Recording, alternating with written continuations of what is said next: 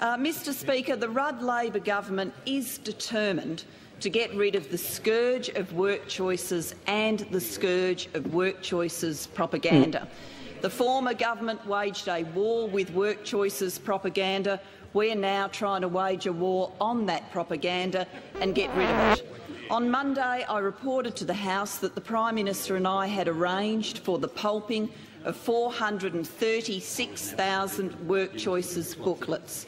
Yesterday, Mr Speaker, I reported to the House that we were getting rid of 100,000 work choices mouse pads. Yesterday in this parliament, I was convinced that I was winning the war against work choices propaganda. But, Mr Speaker, it's with a heavy, heavy heart I'm forced to report to the House there's more. There's more, Mr Speaker. I am sorry about it, but there's more. There's 102,341 plastic folders, Mr Speaker. Unfortunately, more than 100,000 of them. Yes, it's a good question that the Leader of Government Business asks. You know, we are going to have to get rid of them.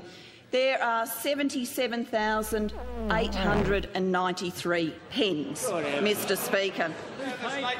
There are 5,684 postcards and just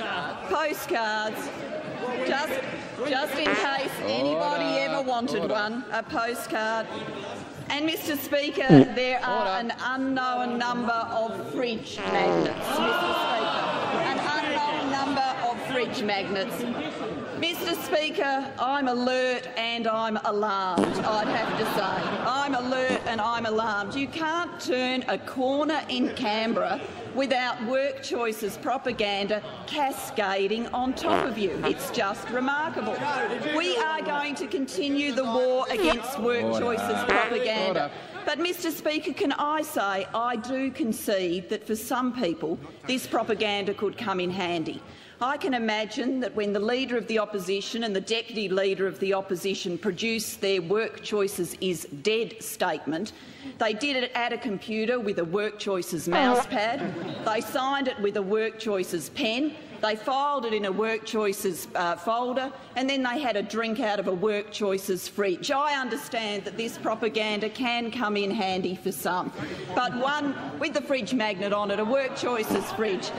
You wouldn't want to doubt their bona fides, would you, as they sit in their office cocooned in with their work choices propaganda, remembering the good old days when they had the political honesty to walk to a dispatch box and defend work choices. Now, of course, they still believe in work choices, but they don't have that political honesty anymore.